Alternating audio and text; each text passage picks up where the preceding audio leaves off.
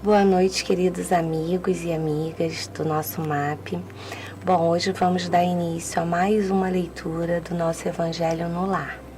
E para começar, se puderem, coloquem um jarro com uma água para ser fluidificada durante o nosso estudo pelos Espíritos de Luz, tá bom?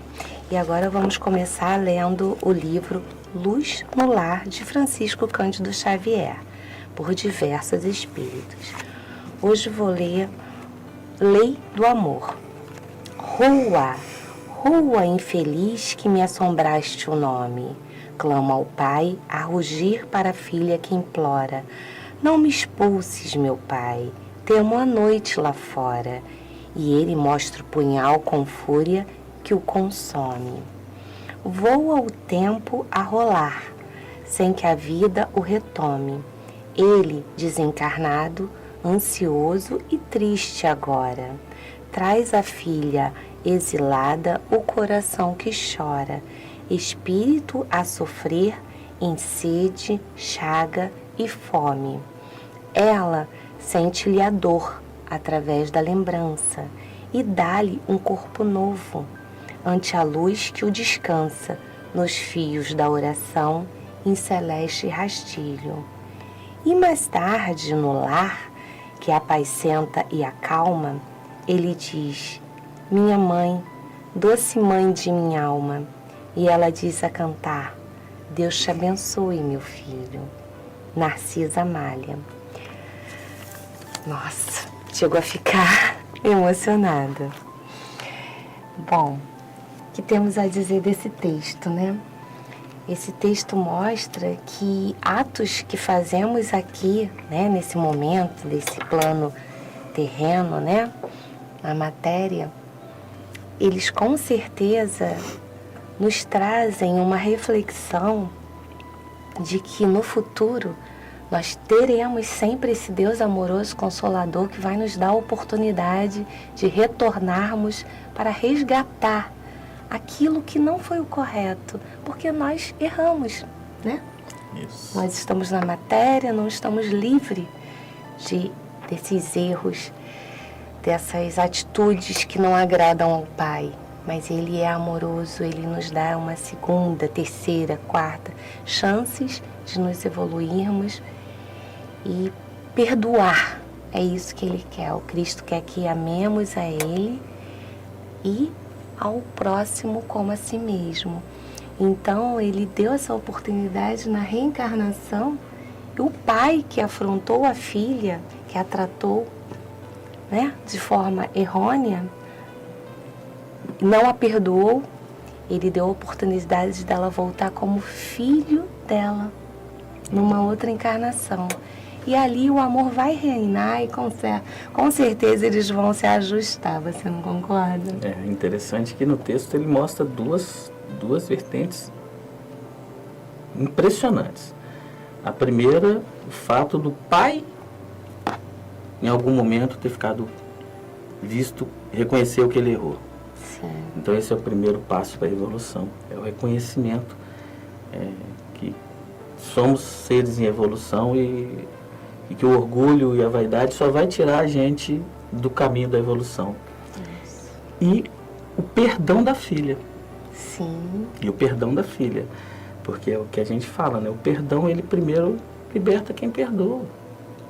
Exatamente. Ela aceitou recebê-lo no seu ventre para poder dar todo o amor que ele não soube, né?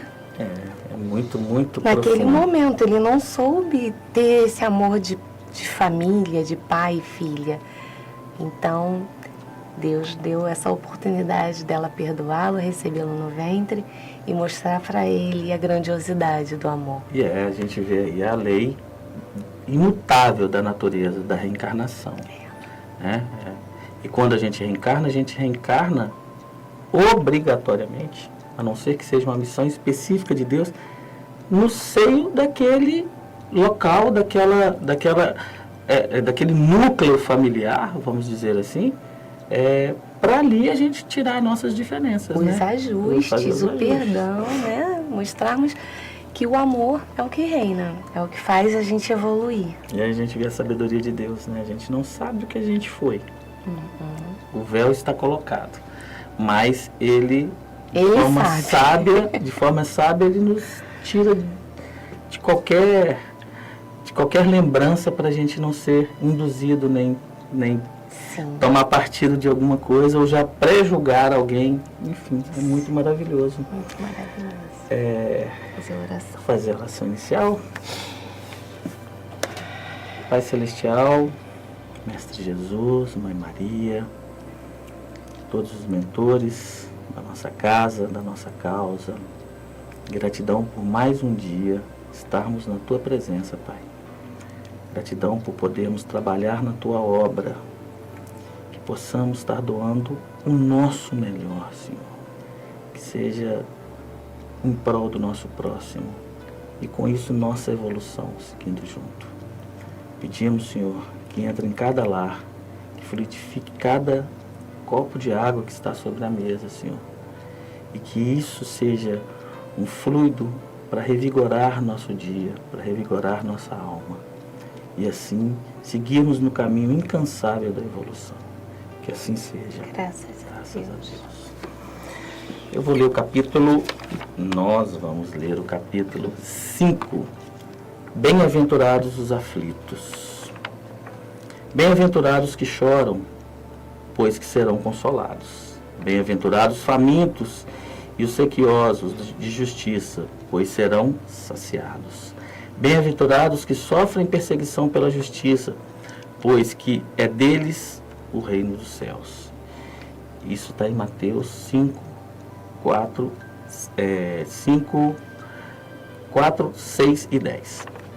E aí vem a instrução dos Espíritos, lá no item 19. Porque só para lembrar, esse capítulo 5 ele é o maior capítulo do Evangelho. Ele tem 13 instruções espirituais, né? E nós vamos ler o item 19. O mal e o remédio. Será a terra um lugar de gozo, um paraíso de delícias? Já que não ressoa mais aos vossos ouvidos a voz do profeta? Não proclamou ele que haveria prantos e ranger de dentes para que nascêssemos nesse vale de dor? Esperai, pois, todos vós que aí viveis, causticantes, lágrimas e amargo sofrer, e, por mais agudas e profundas que sejam vossas dores, volvei o olhar para o céu, e bendizei o Senhor por ter querido experimentar-vos. Ó homens, dar-se-á não reconheçais o poder do vosso Senhor, senão quando ele vos haja curado as chagas do corpo e recoroado de benitude e bem-aventurança os vossos dias? Dar-se-á não reconheçais o amor, senão quando vos tenha adornado o corpo de todas as glórias que haja restituído o brilho e a brancura? Imitai aquele que vos foi dado para o exemplo. Tendo chegado ao último grau de abnegação e da miséria, deitado sobre a estrumeira, disse ele, no caso, quem disse foi Jó, a Deus: Senhor, conhecei todos os meus deleites da opulência e me reduziste à mais absoluta miséria. Obrigado. Obrigado, meu Deus, por haverdes querido experimentar o vosso servo. Até quando os vossos olhares se deterão nos horizontes que a morte limita? Quando, afinal, vossa alma se decidirá a alcançar-se para além dos limites do túmulo? É um texto que ele é muito interessante. Esse capítulo 5, ele traz o início, que do primeiro ao quarto, assim é. Então, são as leis imutáveis do que o codificador, do que Allan Kardec, na ordem, colocou. Os 4 primeiros é a base da doutrina. E esse capítulo 5, que é o maior. Já começam as instruções. Já começam as instruções. E aí a gente vê a primeira pergunta que ele faz: será a terra um lugar de gozo, um paraíso de delícias? A gente sabe que não. Por quê? Aqui é um mundo de provas e expiações. E a gente vê que no capítulo 5, a dor, ela é o símbolo máximo do capítulo. É onde a gente vê que em todo momento, todas as instruções, elas nos mostram, nos vários prismas, que a dor é necessária.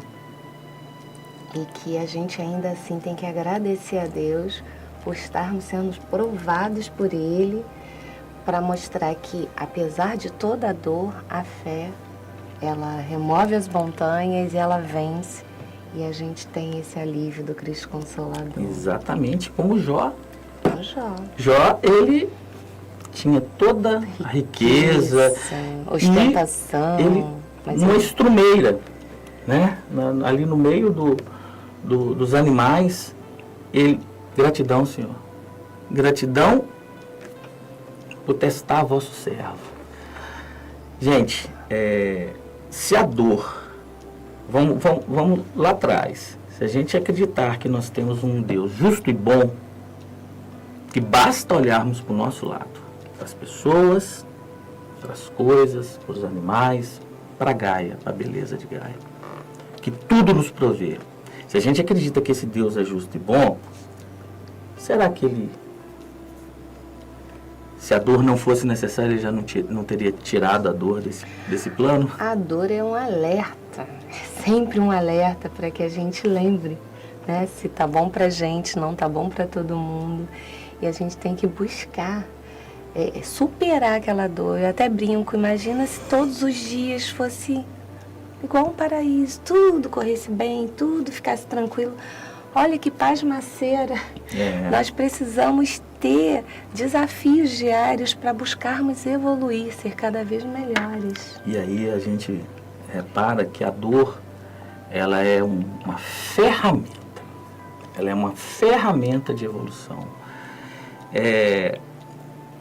Muitas das vezes a gente vê linhas de pensamento, né? E aí a gente vai um pouquinho para o lado do quanto a dor, às vezes, ela, quando não entendida, e daí o nosso papel como cristãos, né, como espíritas, que a gente já tem um pouco mais de entendimento, não somos melhor que ninguém, ao contrário. A gente, a ignorância às vezes é uma bênção, né? Quando a pessoa não sabe, ela está errando, mas não sabe que está errando. Agora, quando você tem o conhecimento da palavra, aí sim vem o grande desafio.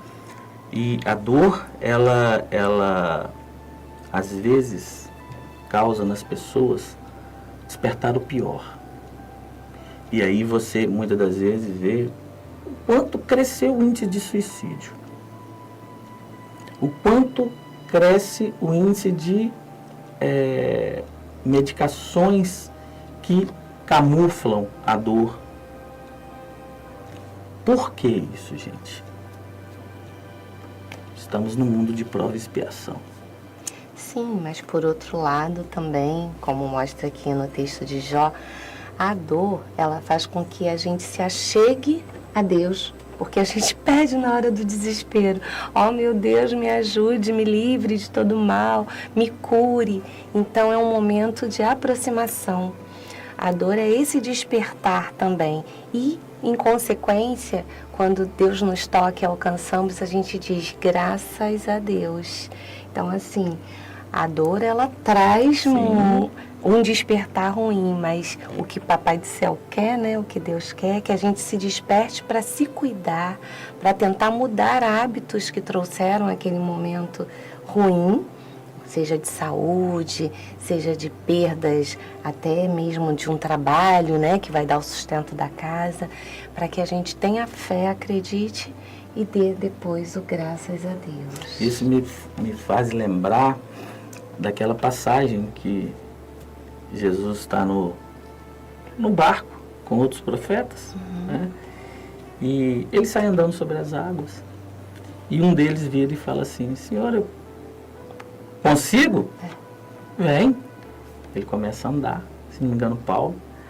Ele começa a andar e em determinado momento ele começa a afundar. O que foi que aconteceu? A fé perdeu. E Jesus vira e fala com ele: homem de pouca fé.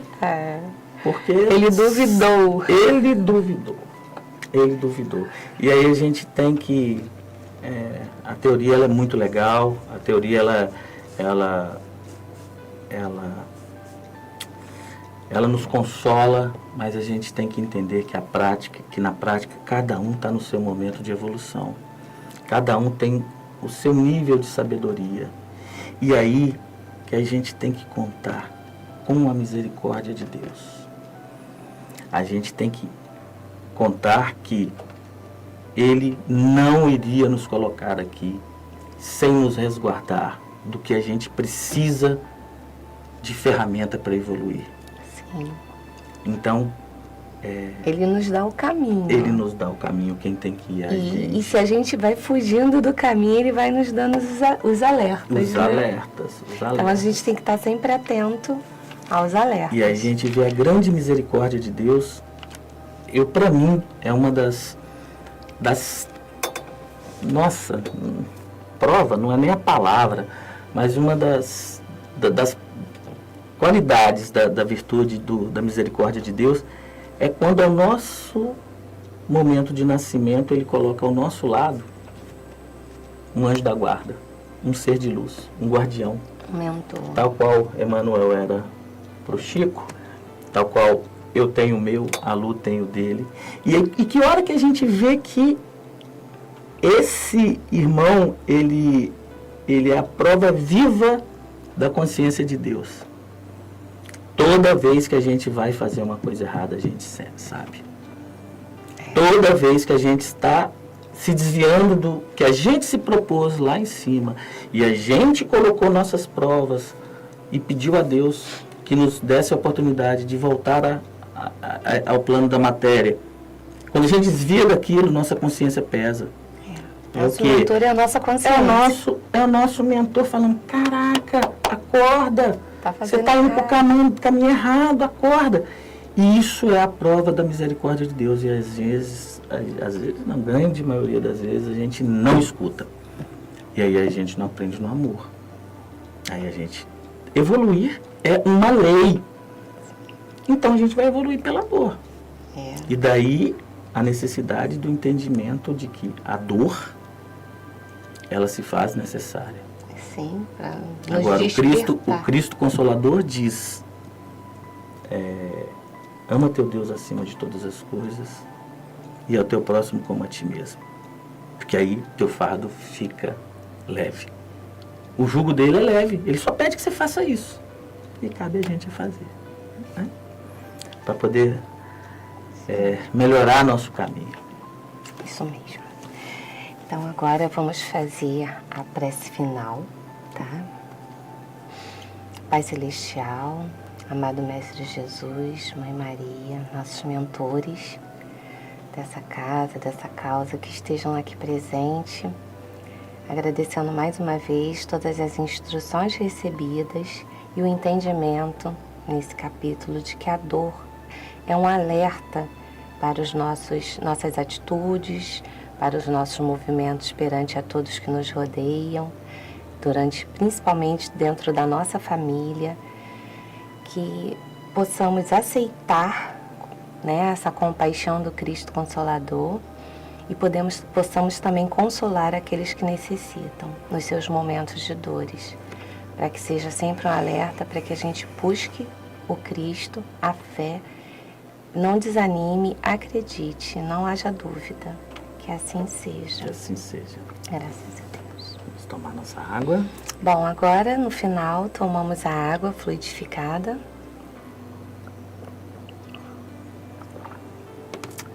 Agradecemos mais essa oportunidade. E assim nos despedimos dando juntos paz e bem. Paz e luz. Paz. Muita paz.